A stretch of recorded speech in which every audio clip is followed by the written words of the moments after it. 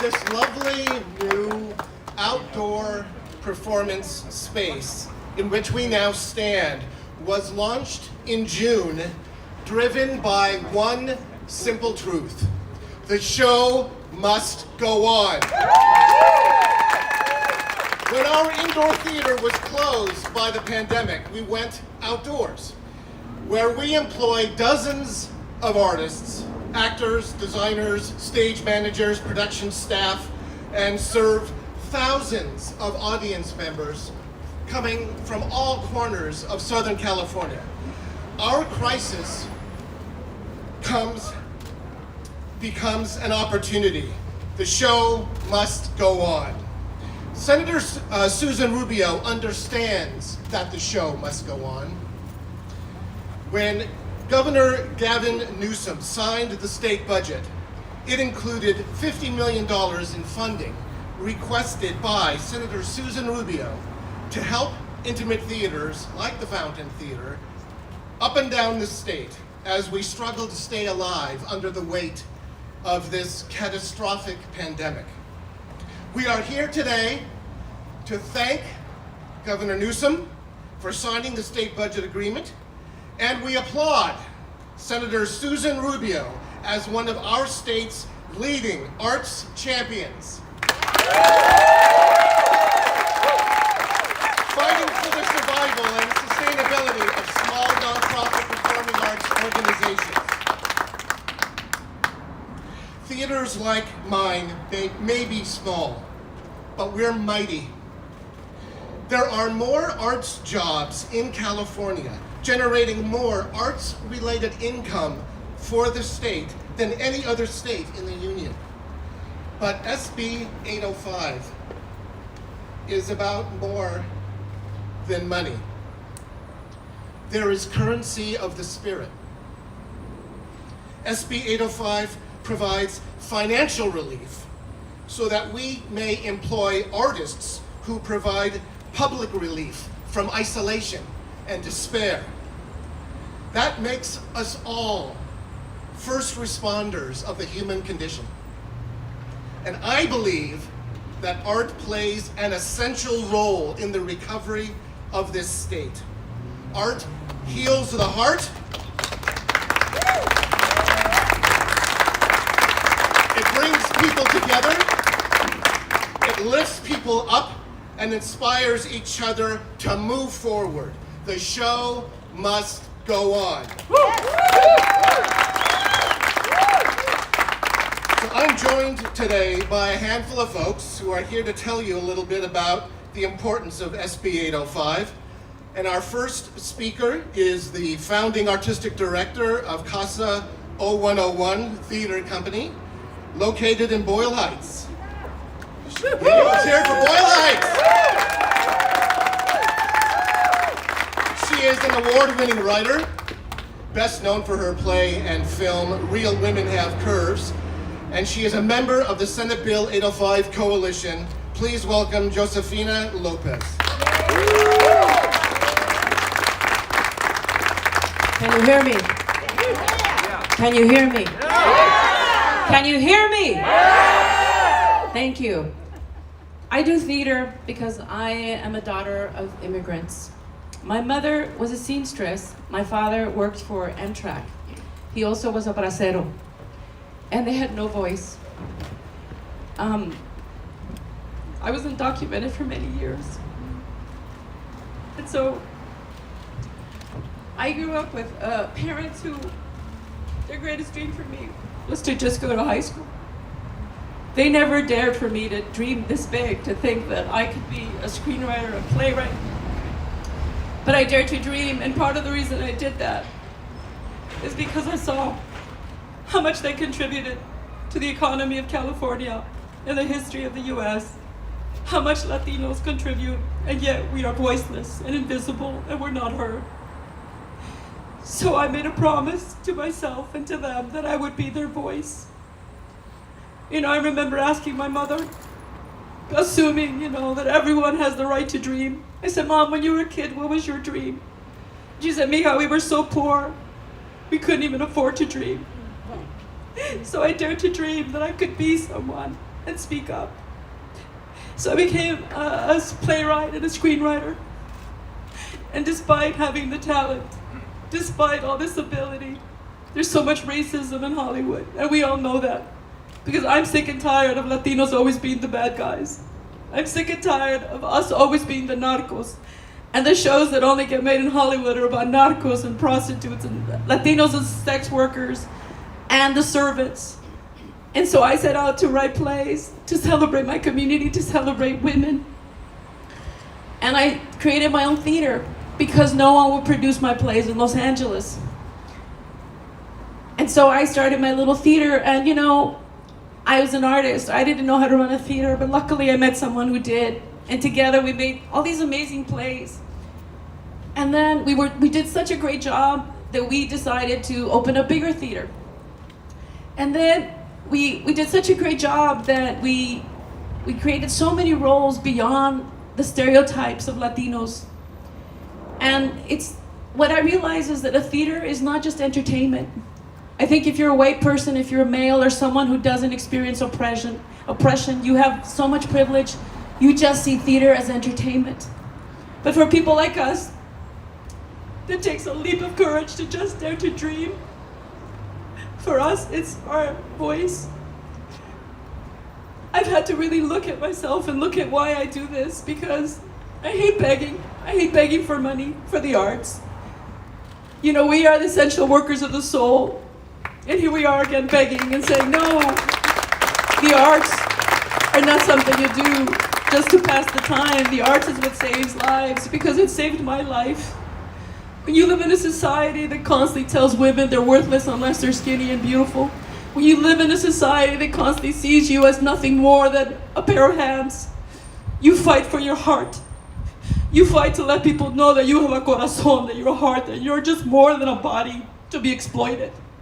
So in our stories, in my stories, I get to tell people that I'm more than what you see, right? Because I'm tired of constantly being assumed that because I look like this, that I'm here to clean your house, or I'm here to do sex work for you. I am more than that. Our plays are more than that. In our plays, we get to win. When I write a play, my character gets to win. My character gets to have the final say. Because we live in a world that constantly tells us to shut up. And I refuse to shut up. And it's just devastating to think that, you know, the one thing that gives you fulfillment, it gives you courage, that gives you purpose in life, that someone can legislate that someone can say, oh, you can't do that. Oh, yeah, you do, but you got to pay all this amount of money. And it's a form of censorship when people have the right to do that to artists, you know? So for me, I wrote a theater because I saw how many people had dreams in my community, but no one was giving them the opportunity. So my theater is the house of 1,000 dreams. So when I think about not getting the funding, about SB805 not passing, I just think, okay, it's the death of my dream. It won't be, because I'm a fucking artist and I'm gonna keep going. But I would hate for all these dreams to die. I think about all the people that thanked me for opening the theater in a community that's mostly known for drive-bys, in a community that there's very little hope. And I fight for them, because there's 1,000 dreams that cannot die. This bill really is killing dreams. That's really what it comes down to it. I've had to look at my heart and go, pues para qué? Just go do something else. You can do now. You know, like, I'm successful, I could do other things. And it's like, no, our community deserves a voice. And this is why I'm asking Lorena Gonzalez to have a heart. You did not want to kill 1,000 dreams. I think her intention originally with AB5 was to support people, immigrants, people who were being exploited. Well, as artists, we're not exploiting people, we're trying to uplift their spirit. So Lorena Gonzalez, please do not kill 1,000 dreams. Please do not kill my dream. Gracias.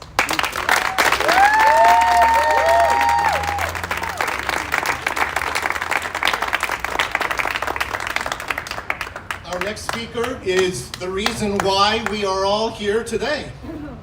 She was elected to the California State Senate in 2018 and represents District 22 in Los Angeles County. She is the first Latina chair of the Senate Insurance Committee and is chair of the Senate Select Committee on Domestic Violence. In February of this year, she introduced Senate Bill 805, the Save the Performing Arts Act of 2021. It is my honor to introduce California Senator Susan Rubio.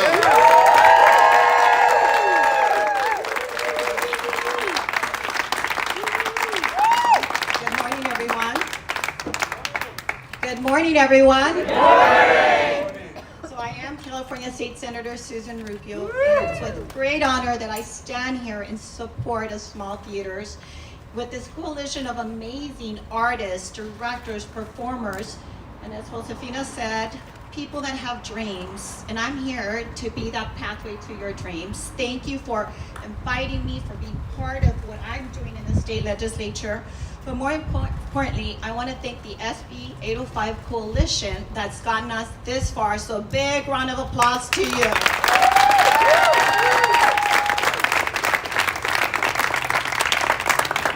So today, in particular, we're here to celebrate a historic milestone for us here in the theater community, and that is $50 million. $50 million. Yes, big round of applause. For immediate funding to help small theaters stay afloat during this pandemic. And I also want to thank, in particular, our Governor Gavin Newsom. Yeah. Please, big round of applause. When the doors were closing, when we were losing hope, he stepped up and really stepped up and gave us that funding. And so I want to just continue to say, thank you, Governor Newsom, for trying to work with me, trying to work with all of us here and saying yes to the funding. And those $50 million are going to go a long way to help those dreams that Josefina Lopez talked about continue. So thank you, Josefina, for your passion and for what you do for our community. Can we give her a big round of applause?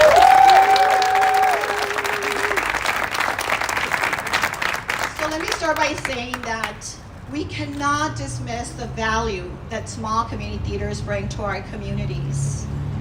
And I can say with certainty and firsthand that they save lives and they provide a pathway to opportunities. And that's coming from an individual here standing before you, formerly undocumented, formerly deported, formerly a second language learner. And theater gave me the confidence I needed to stand before you here today as one of 40 California State Senators.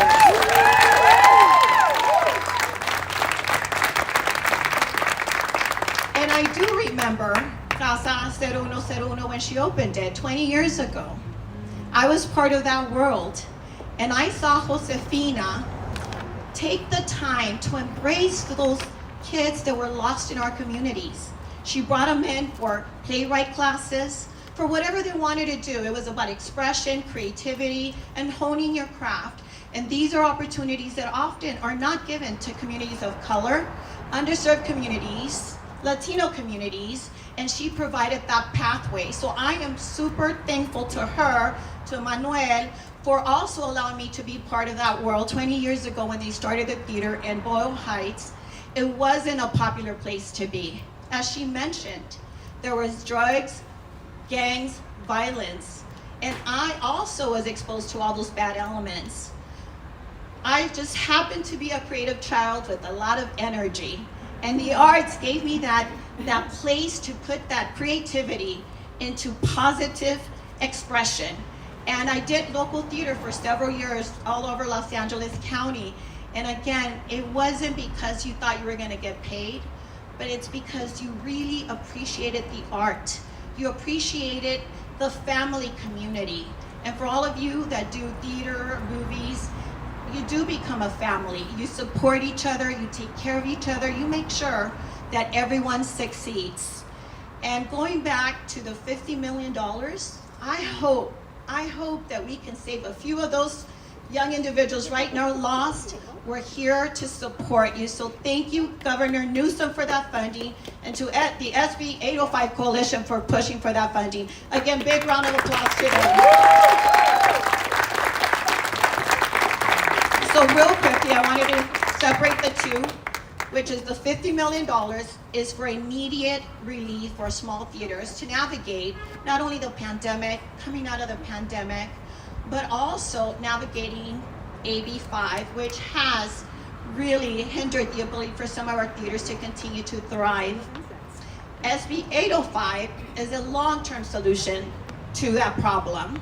It will create a paymaster that will help small community theaters pay payroll services, cut down on overhead, and hopefully we will continue to push year after year, and this is not the end.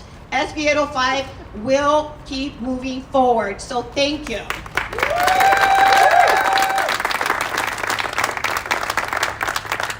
I also want to share that after becoming a performer for several years, I became a teacher.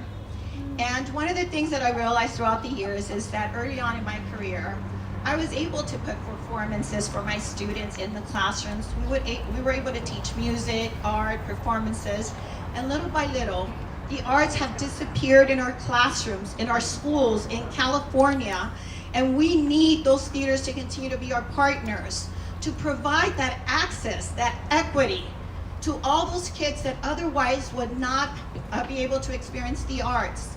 We cannot go back to a time that the arts was only for those that were wealthy.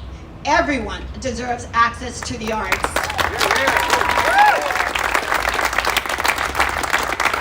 And I'm honored to be here with one of the iconic actors, Danny Glover. So I want to steal a line from him. Big round of applause to him, too. I'm going to steal a line from him. I had the privilege of doing another press conference with him early on in the year, and he said some words that really resonated with me. They stuck with me, and he said, "We want small theaters to be telling our stories, not their stories." And so I hope I didn't step on your toes, Danny Glover, but thank you for that, because that is the reality we face.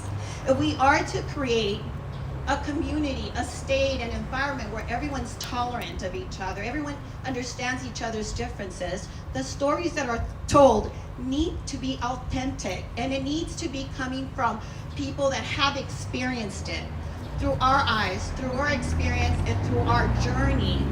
And so I'm so thankful that we get to see more and more directors, actors, and people of color coming into this arena, because, again, our children need to see themselves and those actors on stage. So to all of you that employ our communities of color, thank you for that. We really appreciate you. Big round of applause to them.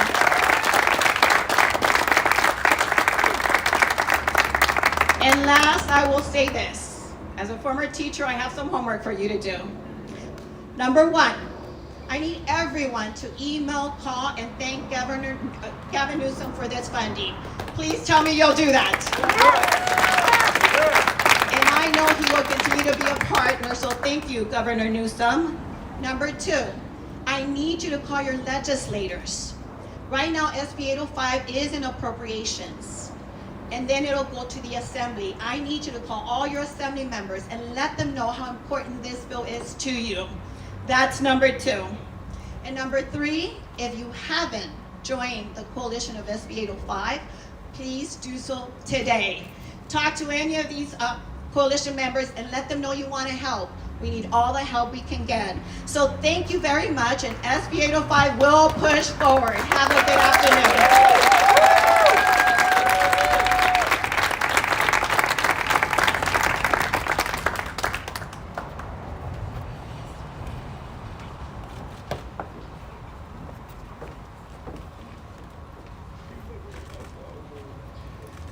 Our next speaker represents the city of Los Angeles' 13th district. He is the chair of the Energy, Climate Change, Environmental Justice, and River Committee, and chair of the Ad Hoc Committee on the 2028 Olympics and Paralympics. He is deeply passionate about the environment, homelessness, civil rights, the arts, and working for a more inclusive Los Angeles. It is my pleasure to introduce our City Council member and my friend, LA City Council member Mitch O'Farrell. Thank you so much, Stephen. I want to thank Stephen Sachs and the incredible team here at the Fountain Theater for your decades of work of bringing original works to the live stage here in Los Angeles, workshopping so many incredible productions that have gone on to continue telling the story that only live theater can tell. You know, I have something big time in common with Senator Rubio. I also did several plays back in the day. When I first moved to Los Angeles in '82, I was a member of 2 different theater groups over a 10-year span. I did many plays on what is now Theater Row, which is in the district that I get to represent. And I will say this too, to Senator Rubio's point.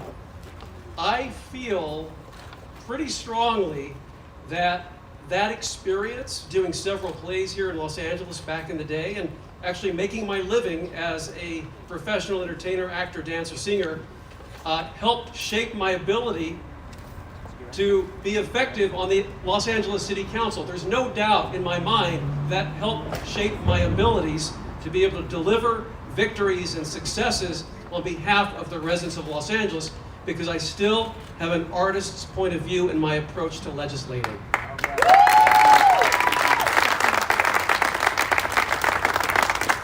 I cannot thank Senator Rubio enough for her leadership, her courage, and you just heard her speak on how her life experience has also shaped her appreciation and dedication to the arts and live theater. She is one of the good ones in Sacramento that we need to uplift and support and take her advice. Let's contact all of her colleagues in the Assembly and the Senate to make sure that across the state, these legislators get the message that 805 is of vital importance to the arts and live theater, not just in Los Angeles, but across the state of California.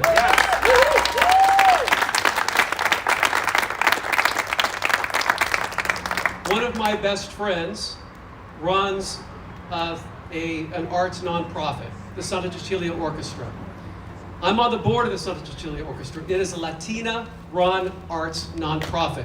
We do after-school programs in Los Angeles public schools, primarily in Latino and communities of color. Now, when AB5 was passed, I actually went to Sacramento and met with Assemblymember Gonzalez, and we talked about that. We talked about the challenges that would likely present to live theater in Los Angeles. I feel that she understands, and I feel that she will definitely have the ability to understand and perhaps push this forward with a really strong recommendation. So let's make sure and contact Assemblymember Gonzalez and let her know as well of the importance of SB805, how it is vital to the creative scene here in Los Angeles. I will say this as a politician, as an elected official. I've now been in office for 8 years. I know that all of the legislating, all of the policy, all of the block-by-block improvements that is my mission as an elected official cannot supplant what the arts can do. The arts and culture in Los Angeles are in their own lane, and only live theater and experimental works and laboratories of creativity are what help civilization. We can legislate to the end of the world, but if people don't have that vehicle of artistic expression and to understand things through a lens that only art can provide, then we cannot be successful as a civilization.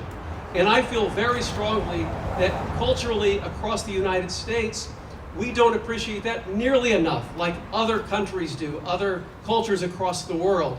Let's own this. Let's make sure that people across the state understand the importance of this, just as Senator Rubio does, and let's make this happen. SB 805 needs to be a resource that keeps on giving indefinitely until we change the conversation, and as a culture, we support the arts in greater magnitude than we ever have in the city and the state and the nation for that matter.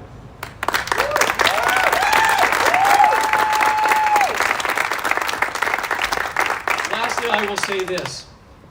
When the pandemic struck in March of 2020, my office pivoted. We immediately turned to reallocating all of our discretionary funding. We created a $1 million grant for rent subsidies for renters in the 13th District. We created a $1 million grant for small businesses in the 13th District. We also created a small subsidy for live theaters in the 13th District. And that's $5,000 to $10,000 depending on the qualification of the applicant, but we're getting that money out the door and we're helping theaters like the Fountain Theater and others. But they need much, much more. Let's invest in the arts. Let's invest in communities. Let's invest in our youth who only understand how to navigate life through creative thinking. Let's invest in our future in the state of California, and let's truly become worthy of the designation of the creative class in the United States, here in Los Angeles, here in Hollywood. Thank you so much, and may God bless.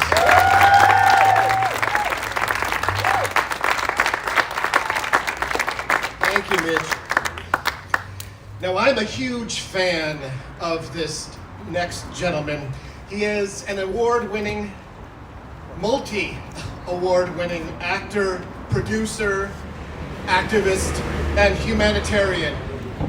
His more than 100 films include Dreamgirls, Places in the Heart, Silverado, The Color Purple, Mandela, Grand Canyon. I loved Grand Canyon. And the Lethal Weapon franchise, and many, many more. He has starred on Broadway and is the co-founder of the Rubio Theater Company here in Los Angeles. And this is very exciting news. Just 2 months ago, the Academy of Motion Picture Arts and Sciences announced that it will be honoring him with the Jean Hersholt Humanitarian Award, given to honor an individual in the motion picture arts and sciences whose humanitarian efforts have brought credit to the industry. Please welcome Mr. Danny Glover.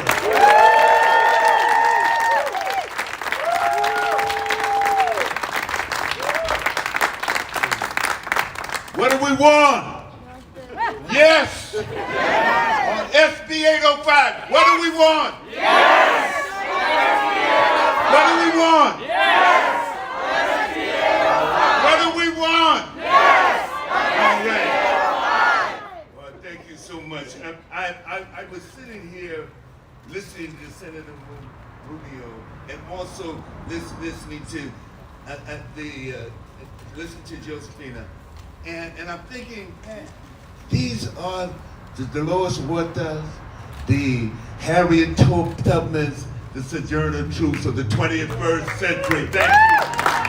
They are amazing. We're talking about truth. Movements cannot transform our communities without art. It is essential. We've known it all the time. We've known it from time to beginning. Take from 1963. 1963, with the Free Southern Free Southern Theater in Mississippi, formed by members of Student Nonviolent Coordinating Committee and CORE. Why? Because they were telling the truth, and they were talking about the community they represent. They were talking about real fundamental change. That's what art puts in our mind. Imagination. Albert Einstein said imagination is more important than knowledge. The idea that. Robeson said that artists are the gatekeepers of truth. Paul Robeson said that. And we're here to tell our assemblymen, to tell our senators, our state senators, that we want more. Yes, we thank Governor Gavin Newsom for his bold initiative to supply $50 million for struggling community art programs in the state. Yes, we commend that. But we need more. Artists have to be our foundation of building a new world. When we're going to talk about this pandemic that we're going through, it's going to be artists who are going to lead the way, like they've always done. Artists, this is for us. This is the moment. Thank you so much. And our voice has to be heard, will be heard the more we tell our council members here, local, and thank you, sir, thank you for your work. The more we tell our state's representatives, the more we build this community of love, as Dr. King would say, the beloved community. When we're talking about artists, we're talking about building the beloved community. So when more we do that, the work we do, we'll get it done. What do we want? Yes! What do we want? Yes! Thank you so much.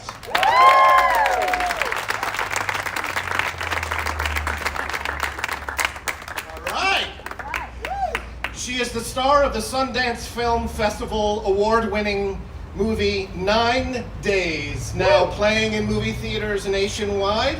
She works in intimate theaters throughout Los Angeles, including the Rogue Theater, the Skylight, the Celebration, Boston Court Pasadena, and the Mark Taper Forum. She is the Western Regional Counselor for Actors Equity Association. Please welcome Ariana Orti. For plugging my movie. Good morning, everybody. I am so happy to be here today. After over a year myself working quietly behind the scenes, personally advocating for SB805, it truly fills me with joy to be able to speak here publicly, not only as a Western Principal Counselor from the Actors Equity Association, which endorses SB805, and ask the Appropriations Committee to vote it through to the floor this week,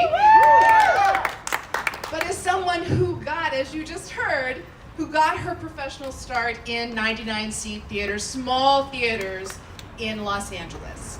My first role when I graduated from the California Institute of the Arts was at the Los Angeles Women's Shakespeare Company, a place where women of color and all backgrounds were able to stretch their talents at a time when there were very few other places that they could. For me, this is personal. Small theaters were my first artistic home, and they are not in my past. I'm in this beautiful movie right now that is in theaters across the United States and Canada, and opening around the world. It's called 9 Days. It is truly a work of art. I'd be telling you to see that even if I weren't in it. I shot 9 Days immediately after closing Friends with Guns at the Road Theater on Magnolia in North Hollywood. Small 99-seat theater, critically acclaimed. I'm still talking with that playwright about adapting the project for the screen. I just sent her an email back. When I finished filming 9 Days, which was the summer of 2019, I then helped shepherd a 99-seat production to the same small stage called Nowhere on the Border, filled with a mostly Latino cast. It opened right as I was going to the premiere of 9 Days at the 2020 Sundance Film Festival. I share all of this because these small theater companies are safe havens for diverse artists like myself. And part of the reason I ran for and was elected to the Actors Equity National Council was to raise awareness and make a stand about the appalling lack of representation on professional stages for people of color. SB 805 is for these theaters, and that matters. The numbers for Latinos are improving slightly, but with Latinos in particular at 20% of the population now, according to the census, less than 4% of professional contracts are still going to Latinos. That's with Hamilton. I mean, is that an improvement when we used to be 18% of the population and got less than 3% of the contracts? This is real. Now, I want to take a moment to acknowledge the partnerships and the incredible work that has been happening thus far with SB 805. First to Senator Rubio and the SB 805 Coalition for all their hard work to get us so close to where we are now. This has been it's been a long time coming. It's no small feat. I see you. I thank you. Your passion and commitment is awe-inspiring. Senator Rubio, thank you for leading this charge. And I personally would like to give a shout out to Western Regional Director of Actors Equity, Gail Gabler. Woo! Thank you, Gail, for your unwavering commitment to arts funding. and also protecting workers. She's pretty incredible, and I really wish she could have been here today. And also to Brandon Lorenz. Those two have been incredibly patient with me, who have been passionately advocating for SB805, and they've been doing some really amazing advocacy work for theater and theater artists during this process. Lots of people behind the scenes working quietly to move this forward, and a shout out to Actors Equity President Kate Schindel for her continued support. Thank you, Kate. Woo! Very, very happy to be here in their stead. Also, a giant thank you to Senator Lorena Gonzalez, who was a crucial partner in securing the addition of the $50 million for small theaters in the state budget at this time. That is no small feat. This is massive. Of course, my hope, all of our hope, is that Senator Gonzalez, as chair of the Appropriations Committee, can help lead us across the finish line with SB805, support SB805, which provides spending infrastructure for that $50 million that she helped secure. It's kind of amazing that these two paths to arts funding can work together. It's actually really, I'm really, really hopeful about the entire process. So here's some of the things that SB805 does. If you don't already know, it protects actors and stage managers while also providing necessary support and efficiencies for these small nonprofit performing arts companies. This protection is needed now more than ever, and as the arts sector recovers, Black performing arts events will also benefit the entire California economy. These small professional nonprofit theaters create an average of 64 jobs annually. That's over 100,000 jobs annually. Woo! Jobs! Jobs! Say no to jobs. They provide networking, these theaters, educational and mentoring opportunities for BIPOC individuals, for career advancement and increased performance experience. It's exactly what I have been doing all of these years in theater, continuing to hone my talents that absolutely led me directly to being in a position to make the beautiful film that I am in now. And lastly, every attendee at Live Arts events spends over $30 per person in other services, from childcare to transportation to dining. And as you heard from Senator Rubio herself, SB805 establishes the Performing Arts Equitable Payroll Fund. Okay, payroll. Sounds a little boring, sounds a little like, huh? Who wants to do payroll? This is huge for small theaters. Payroll is a challenge for small theaters because the nature of performing arts, productions can come together for several weeks at a time or for a much shorter amount of time, a couple of weeks of that. So you have to start this administrative process all over again with every new company, with every new production. SB805 solves that challenge that can be crippling for small companies when it comes to protecting workers. It's a huge thing in Actors Equity. That idea actually began with Actors Equity, and they have been advocating for it for a long time. This is why they strongly support SB805. It is a step in the right direction. We're going to keep going. And by the way, the union looks forward to working with anybody who can help make California a leader in arts funding. Bills like SB805 are a big step in the right direction. Woo! Woo! As I said myself, Actors Equity endorses the passage of SB805. We urge members of the general public to directly reach out to members of the Assembly Appropriations Committee prior to August 19th so that we can get this through the floor, or to the floor through the committee. SB805 has to get through this committee next before these final steps on its way to the governor's desk. And each step is make or break. Not just for the bill, but for small theaters in the entire state of California. I don't know about all of you, but I have seen so many businesses shuttering in this pandemic. What are we going to have left behind as Delta rages and the Lambda variant is right behind it? This pandemic is serious. It's deadly. We're going to need theater, the kind everybody can afford. Small theaters in your community to help our spirits recover from this. We need it. California needs SB805. Thank you so much.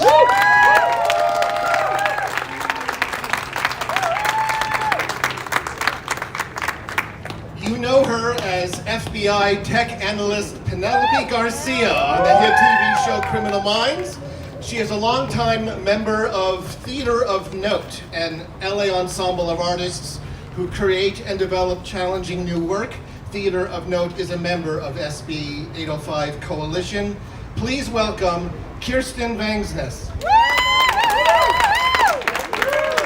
Thank you, and I would like to thank Councilmember O'Farrell for being here because Theater of Note is in his council. He's busy doing work right now, talking to people. But thank you, Councilman O'Farrell. I appreciate you because Theater of Note is in your district. So I have been in your business for over 2 decades as a member of Theater of Note. So you guys, I have the astonishing privilege of being a white person. So I want to put that in front of that, meaning I come from the Central Valley of California. Poor kid, public school parents. I do have this, gigantic, obvious privilege being that. So I want to put that out in the front. But I'm a product of California. Public school, community college, Cal State Fullerton, no money, no student loans, all the things. I went to the California State Summer School of the Arts on a scholarship, and theater was my acting school. Theater was my community, okay? We need our small spaces. Our small spaces. Note did a show right before the pandemic, and it was called For the Love Of. And that's the reason why we do this. We don't do this to get paid, last time I checked, right? Yeah. We do this because it's important to tell those stories. That is where we like Danny Glover said. And Danny Glover, by the way, and Ariana, am I saying right? Ariana, and Senator Rubio, and O'Farrell, and French, and Vanessa, and Mark Antonio, and we're not anomalies. We're not anomalies that we all have these big, full, wonderful lives. If you're a theater person, or you've been in our community, you have that. So that's an important thing. And the thing about California is that we know where to put our money. We're generous, we're art-hearted. We know that you don't shove money into things that already have attention and are the big places. We know how to do this. So we're not asking for anything weird. We're asking our art-hearted, California values full of people in the government to go do the right thing that we just do naturally as Californians, which is give back to us, give back to the community, and keep those small conversations started, because those small conversations is where the big movies get made. They don't write movies about, they didn't write a movie. The Lord of the Rings was not called like Saruman because he already had the power, right? It was about the little guy trying to throw the ring into the mountain, right? So there is a thing about art and commerce, right? You can't get art always from commerce. You can't do it, but we make so much commerce in California from art. So you need us. You don't try to pretend that we're a luxury. We are not a luxury. We are a need. Period. We are a need for you to make money. And beyond that, we are a need. We are the joy from which social justice gets its fire from. That's the reason why Black Lives Matter and LGBTIQ plus IA, I forget my own thing. That's what we start those conversations. Feminism, all of that stuff. This is our joy bank. So don't take away our joy bank to make California as rad as it is. I'm going to quote a New Yorker right now: "Do the right thing." That's all. That's all I'm going to say. We're not a luxury. Stop acting like we are. I am already excited that Senator Lorena Gonzalez is going to pass through SB805. And thank you, Governor Newsom, for passing through SB805, because you are as rad as we are. So thank you in advance.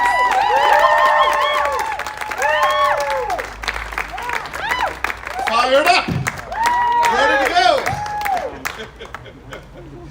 This next gentleman is a graduate of the Yale School of Drama. He is the producing artistic director of the award-winning East-West Players, the nation's premier Asian American theater company and one of the longest-running theaters of color in the United States. He is a member of the Asian Pacific American Media Coalition and serves on the boards of the Consortium of Asian American Theaters and Artists and Theater Communications Group. Ladies and gentlemen, Snehal Desai.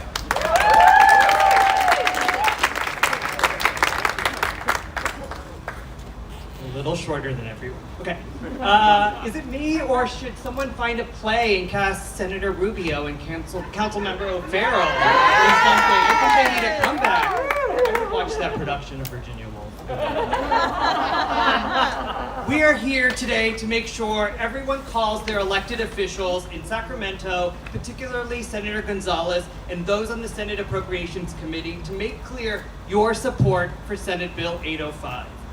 We are so grateful to Senator Rubio and Senator Ben Allen, as well as Councilmember O'Farrell and everyone here in LA on the city, county, and state level that has shown unwavering support for small nonprofit arts organizations.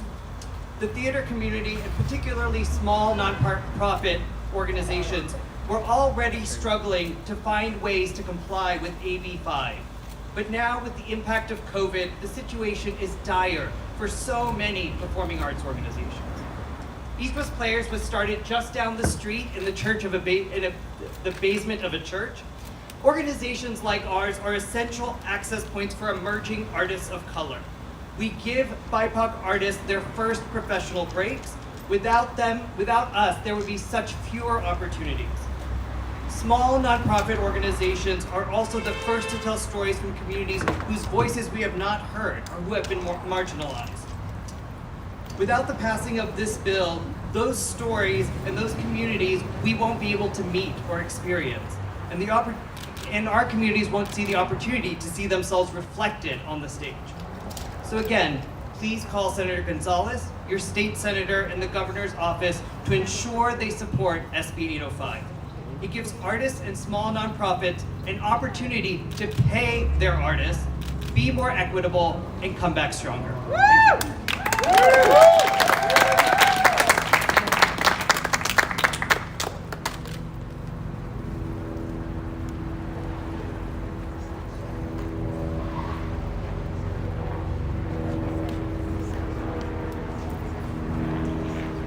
She is an actor, writer, and director. She was Anime Wong on the Netflix series Hollywood and was nominated for the Best Actress Golden Horse Award, honoring Chinese language films, for the movie Saving Face. She wrote and performed her one-woman show Made in Taiwan and toured the David Henry Hwang play Chinglish. May I introduce to you Michelle Kuzek.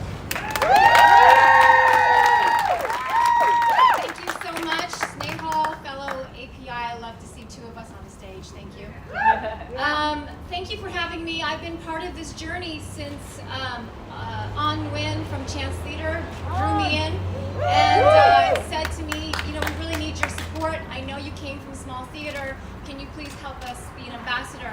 I learned about SB 805 and how it affects, and I'm so grateful to Governor Gavin Newsom for giving us $50 million, for giving the arts money, because we all know that no one else gives us money. So we do it for free. We do it for the passion of being an artist and the importance of what we know artists do for society.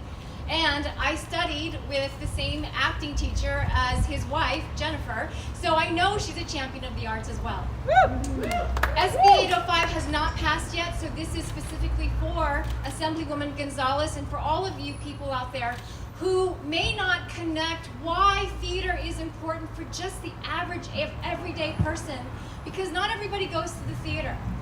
And for me, I am lucky enough to have the career I have, but I, at my core, am just an everyday person.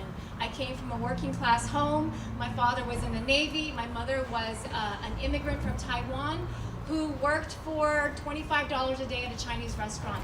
And together, my parents fought over money because they struggled to keep a family of 5 housed, homed, and in school. And my parents, they were not poor, but we were frugal.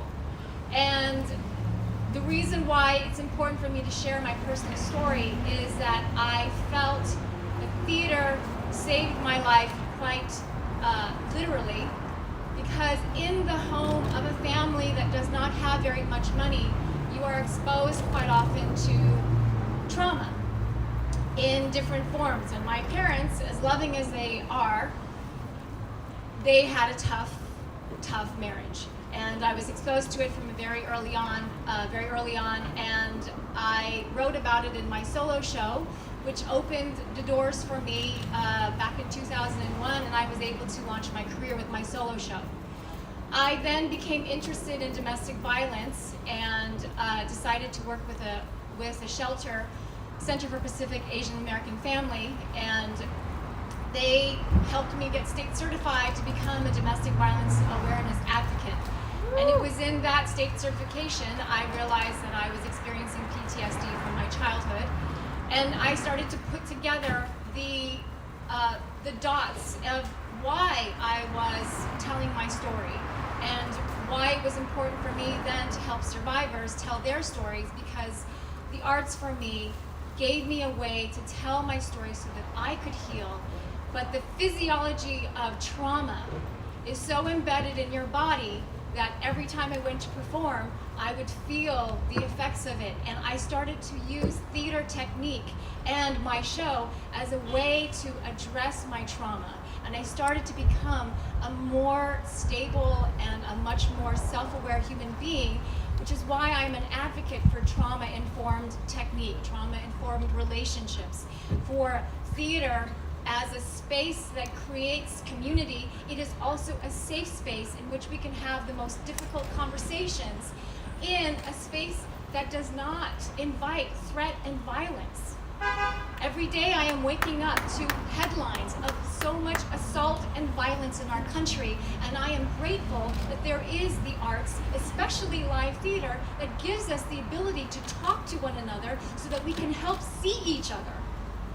And the reason why I'm able to stand here and speak so confidently is because theater gave me those abilities to become a much more informed person. And in this way, I know that you small theaters and your community-based theaters and your nonprofit theaters, I know the value of what you are giving to everybody who walks through your door.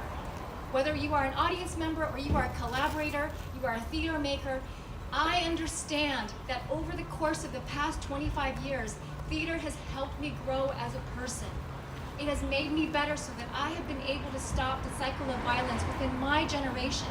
Because I came from violence, my parents came from violence, it came from trauma, and for myself, I have used theater, the performing arts, and my understanding of how it affects the physiology of the nervous system so that I can now end that with my generation, and so that my kids aren't going to take that on.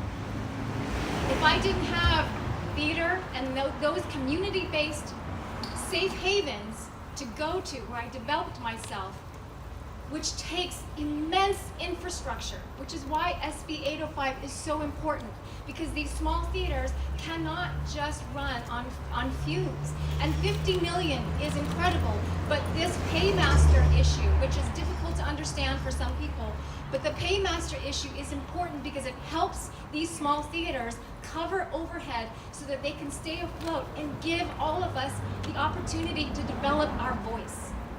And that is why I'm here today to tell you my personal story, because we need safe havens for these young people to go to escape often dysfunctional families so that they can actually have a space to think and feel and become who they are meant to be, so that they are not just performers. They go into the fields that they may choose, that if they decide not to become theater makers, they go and they become senators. They become the community leaders that stand on the stage that are not just performers. We are artists in every field, and I know all of us are multi-hyphenates. And it creates better human beings who then become embedded into society and are change makers in the way of thinking and behaving and engaging in one another as human beings, which we need so much right now to overcome all of this divisiveness in our country.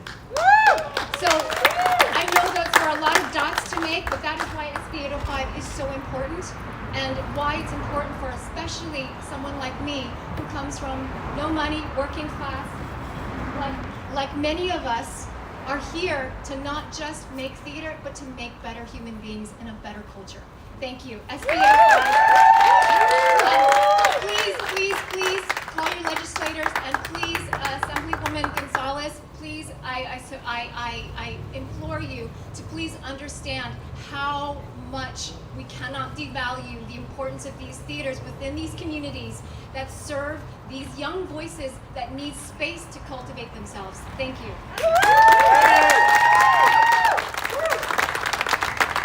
Thank you. Thank you, Michelle. Our next speaker is the producer and artistic director of the Lily Tomlin Jane Wagner Cultural Center at the Los Angeles LGBT Center. His productions have earned critical acclaim and received many awards, including the Margaret Hartford Award for Sustained Excellence in Theater. Mr. John Imparto.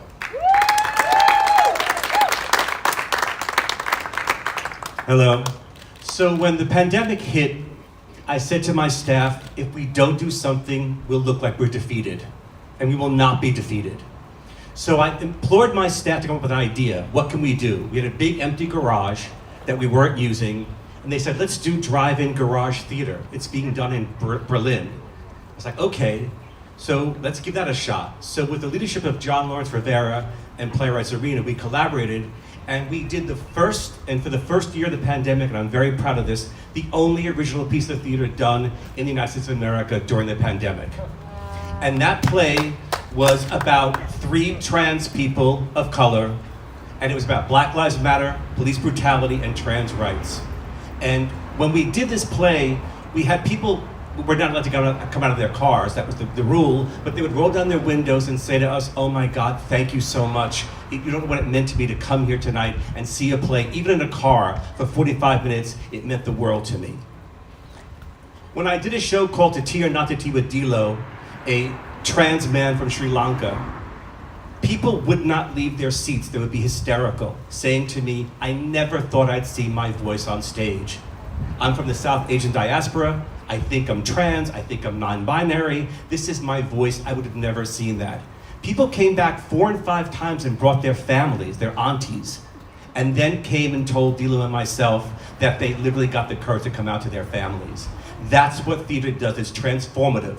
It makes that quantum leap from where you are to someplace else. I want to just mention the trajectory of actors. I grew up in New York, not a lot of money, said to my parents, oh, I'm going to audition for Carnegie Mellon. Looking back, I was nuts. There's no money for that. So I went to New York, waited on tables, and I did every off-Broadway show I could do and studied with teachers that I could afford. And in that process, we were developing plays. We would literally get script changes the day of the show, and before the curtain went up, you're learning new scenes. When I got my first soap opera job, I was given scripts sometimes an hour before we went to tape saying, the producer didn't like this scene, here's a new scene. I was prepared. I knew how to do cold readings, I knew how to sight read. I knew how to take a script within an hour and learn it and be able to nail it in front of a camera. That's what theater does. It is the training ground. Nobody says, I'm gonna go because I was a good cellist in high school and join the LA Philharmonic. I was a good dancer, I'll go join the ABT. You have to own your craft. And the way many people do it, especially poor people and people of color who can't afford to go to expensive colleges, or even state colleges for that matter, they learn their craft through small 99-seat and 50-seat theater. That's the way they find their gateway to a career. I did a show called Hit the Wall, and a young woman named Shadiqua Shande, a beautiful actress, her first play was playing sort of Angela Davis. I got a call from a casting agent saying, we saw a play a few years ago with this young actress. Can you get me in contact with her? Of course I can. She just finished taping the lead role in an Amazon Prime series. Last night I counted 11 actors I know that have worked in my theater over the years, and these ones I really know for sure, that literally got jobs because people saw them in a small theater and then their lives have changed. One of my actors right now is going to be starring in this new Latino series on ABC, an all-Latino family, and has one of the lead roles. That's how it happens. So the last thing I want to say is, I've been thinking about what all these wonderful people have said, it comes down to commitment. What do we do as people with commitment? We commit to our lovers, our husbands, our wives, certainly our children, our friends, our family. We commit to lifting them up, right? When you're in love with somebody, you make them a better person. You make them want to do more, achieve more. So to lift up our voices and to help this city, we've got to commit to this bill, to SB805. We have to. And the last thing I'll say is it always comes down to money. So when you do theater, what happens? People pay for parking, buses, they pay for parking meters, trains, they go to theater and they eat before and after. It makes neighborhoods safe. If it comes down to money, the investment and the commitment into this bill means you'll be generating far more money into the city, and you'll be lifting up the voices of people who do not get a voice. Thank you.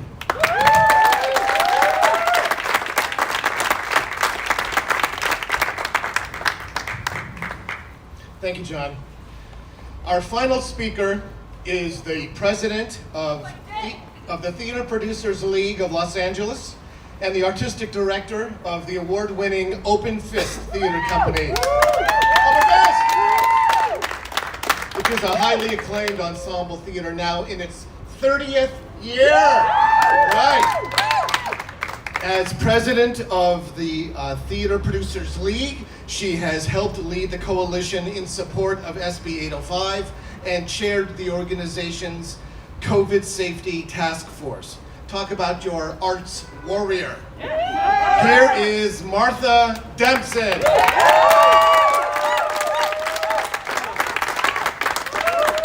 Wow, even in the sun, even melting, what a group. You guys really inspire me. You just embody passion. And I guess that's the best of what we do as theater makers, isn't it?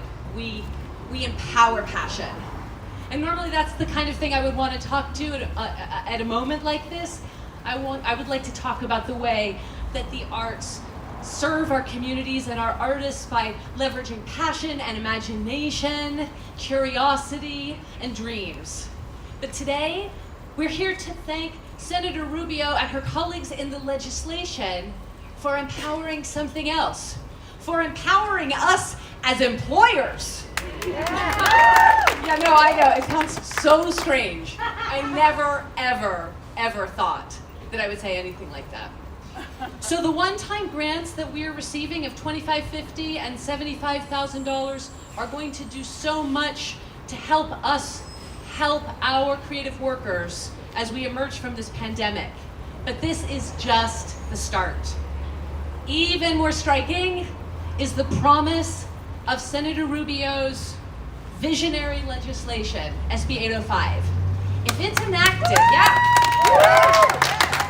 no, not if, when it's enacted, it will establish an enduring nonprofit public partnership.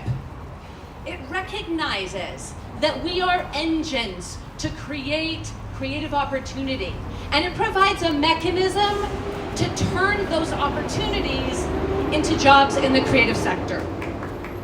And as Ariana said, this isn't just a few jobs. There are over 2,000 small performing arts organizations in this state. That means this legislation will create upwards of 100,000 jobs each year. So you know what this is? K. This is a K, yes. And I brought it because there is this thing called a K-shaped recovery. And when different communities emerge from recessions, it is always true that there is a K-shaped recovery. But the COVID recession has led to the most dramatic, the most extreme K in this country's history. The wealthy have gone straight up, and the poorer communities have gone. What poorer communities need now is not just money in the pockets of our members. It's investment in the community enterprises that create more jobs and circulate the money in our communities. Right? When you spend $1 in your community, it gets spent again and again and again. It can create $5 for every $1. We all know where the money goes coming into our theaters, and it's been said on the stage. It goes to lumber yards and paint stores and fabric stores and print shops. It goes to furniture stores, dry cleaners. It goes to HVAC specialists and painters and electricians. Oh yeah, and artists. And the patrons coming to our ticket, they don't just come into our theaters, they don't just buy tickets. They buy dinner, they go to cafes and bars and restaurants, they hire babysitters, they pay for parking. And all this money gets spent again, and it gets spent again, and that's what creates sustainable community. If you think about money as water, and you think about our community-based theaters as plants, and the community as the ecosystem, if the plants are dead, watering is not going to help. You need healthy plants, and you need lots of water to build healthy communities. And that's what we're talking about today. Investment in our theaters won't just save the performing arts in California. It will help drive the recovery of disadvantaged communities all across the state. Not only that, if we can legislate this, SB805 and AB5 together, they will transform California forever. The promise of so many jobs for emerging artists will ensure that the incubator for new talent and new creativity remains in California for decades to come. And if we ensure that that incubator nurtures artists and creative workers who would never previously had an opportunity to enter the arts and entertainment sector, what do you think that can do? When I walked into the Open Fist Theater almost 30 years ago to this day, towards the end of August in 1991, and I was handed what is possibly a t-shirt with the ugliest logo of all time. I could smell in the dust of the troopers who built the place. They were the early vaudevillians. All of my dreams for the future. And now, 95 productions later, I'm standing here asking that we give a chance to the Marthas of tomorrow to have the same big dreams. Assemblywoman Gonzalez, members of the Appropriations Committee, Assembly members, and Governor Newsom, please follow your colleagues in the Senate and vote to enact SB 805. Yes. Save the Performing Arts Act of 2021 for the future of the creative economy, for future workers, for our communities, and for the economic recovery of everything, every place in this state. Thank you.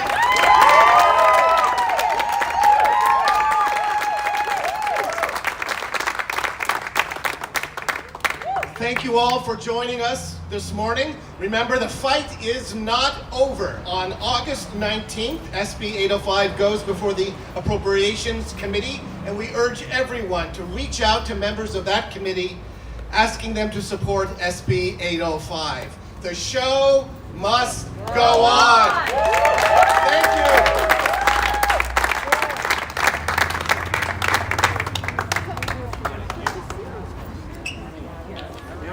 One-on-one interviews for anyone who wants to speak to any of the speakers.